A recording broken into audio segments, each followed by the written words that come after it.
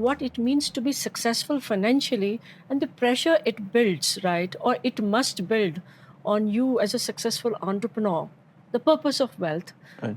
and the chase. Let's talk a bit about that. Go ahead.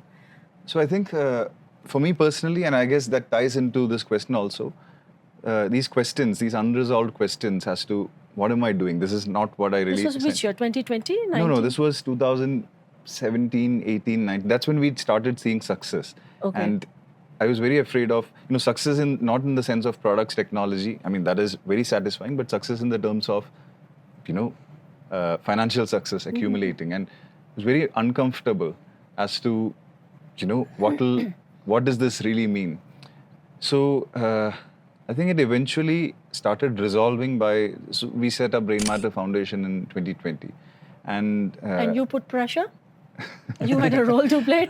Tell us a bit. No, I mean, not pressure. it's not pressure, yeah. but it's his questions of asking, success brings obligation. Yeah. Right? And does that first conversation come as a surprise to you that somebody's feeling guilty? No, it's not. I mean, no, because this is how we've been talking about. Yeah. Like, we've been talking that concentration of wealth is one of the biggest problems on this planet. When did you begin to sort of wake up to that problem? That is, I think 2016, 17, as we started getting richer, I mean, materially, that's, this whole, it started feeling like kind of it's unfair that, once you make X amount of money, it's so much more easier to make more money, right? So, and like, I think, like, I personally think there has to be an inheritance tax. I mean, it is, it may not be, because the problem is, generationally now people can sit squat on this wealth and everyone in that generation can benefit out of it, right? As in, I think every time money changes hands, there should be an inheritance tax. I mean, all the rich folks will hate me for saying something like this, but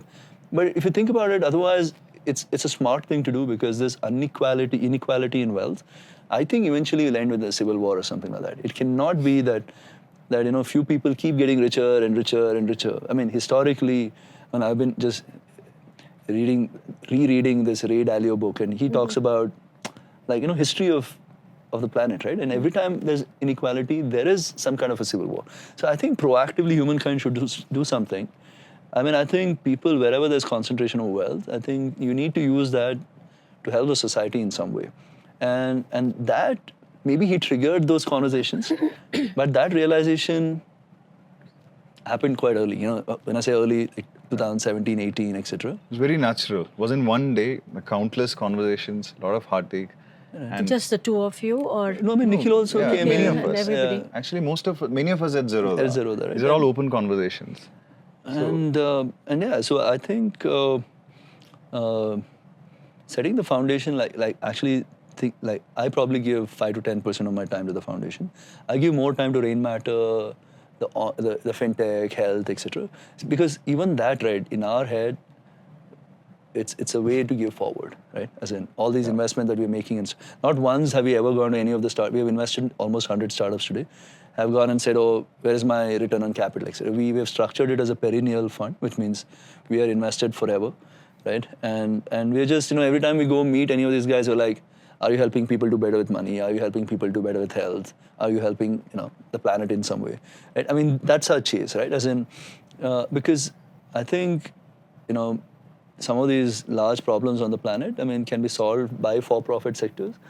And there are also those which have to be solved by social sector, like solve it in a small way and then show it to the government and say, you know what, I have solved it in this small little way. Is there a way you can go? At the end of the day, government has to change, right? I mean, to create any kind of impact on the society. Right? So we are committed there as well. Now looking back after 3 years of the foundation, I think it's one of the best things that we've done, in our journey, because the little time that we spend on Rainmatter, both on the foundation and personally for me, adds a lot more meaning on the rest of the time I have. Like, otherwise I had a question, right? Why am I getting up every day and doing what I'm doing? Right? Same. What about you, Kailash? Same. So these questions that I had, like, what am I doing? I mean, what's the point of all this stuff that is accumulating? And I never signed up for that. That started resolving when we're all aligned to envision Zerodha as something. I mean, it happened to be successful, coincidence, insane amounts of hard work, and unexpected, right? So then over many years, we decided and said that all the success that happens at Zerodha, financial and material success, we'll use that for creating good around us, and not really keep accumulating it personally for whatever goals.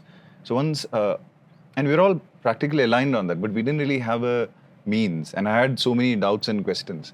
But then we set up Rainmatter Foundation, then we started actively doing this. For stories like this, keep following us. From Code to Culture, our podcast. Subscribe to our channel, follow us on social media.